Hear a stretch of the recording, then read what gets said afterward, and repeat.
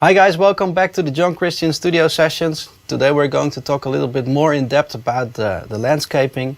And for me, landscaping is like putting instruments in a certain place in the production, and what that place looks like or even sounds like depends on what you want. So you can use reverbs to create space, you can use stereo imagers to create space, but you can also tweak with timing a little bit. And that's what I want to show you here.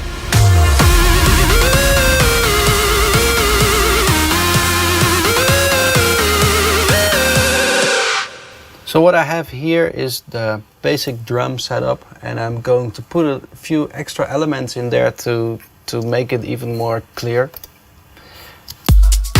Those are not really the elements that I would use for recording in the end, but I'm sure you will feel that it gives a little bit more clarity about what I'm talking about.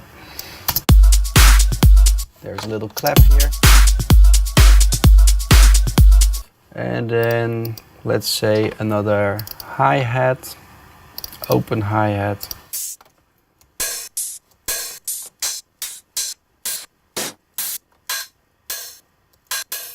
That one is cool. Let's put it on the afterbeat. So basically what we have got here is a drum section. And like I said, I can use some timing for the stereo imaging and to make this production sound a little bit more deep. And to make that comparable to a real situation, if you are in a concert hall and you see an orchestra playing, and if that orchestra hall is having the right acoustics, you will hear sound coming from everywhere. It's not only left and right, but it's also coming from the back, and well, everywhere there is sound. That's the way the buildings are built, and well, that's the way that sound evolves around a room.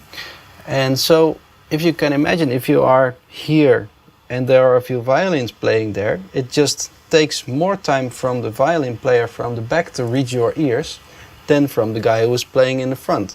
So let's say this is taking 1 second and this is taking 2 seconds. So basically, to make that sound wide, there should be a time difference between the left and the right channel.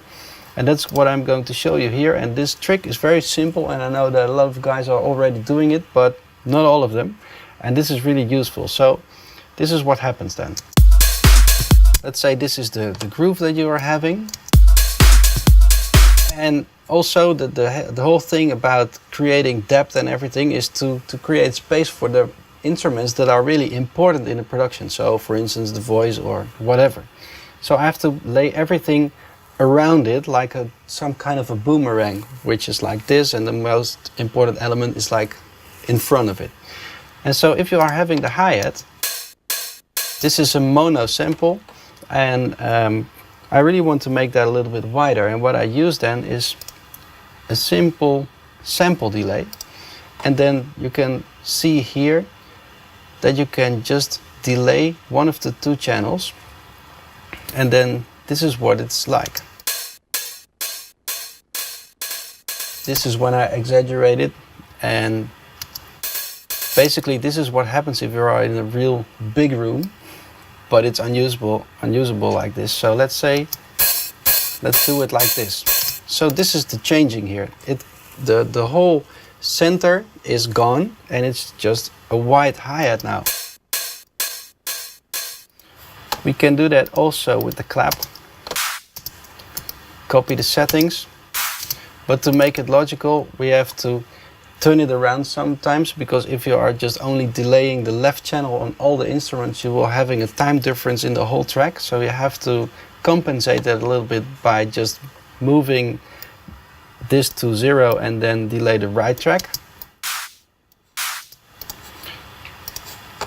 And this is something you can also do with loops. This is one loop, and here's a loop to double that with. So basically they're both having the same stereo image. So if I want to make one wider than the other one, so it's just having a loop here and also having a loop which is wider, I can use that same sample delay and then delay one of the two channels. And this is what happens then. The stereo image sounds more open. And so if I combine that with a loop which is not sample delayed, it would sound like this. So in the end, the whole stereo image is filled with information, but still there is space in the middle to use for your voice or whatever. This is what it sounds like without. So it's really close here. Now I'm going to open it up again.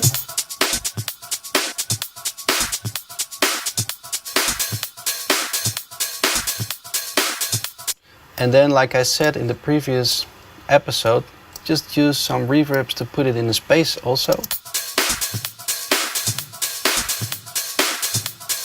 And then this would be the result in total. And now if I just try to bypass what I did, this is the difference. All is close in the middle, and now I'm going to open it up.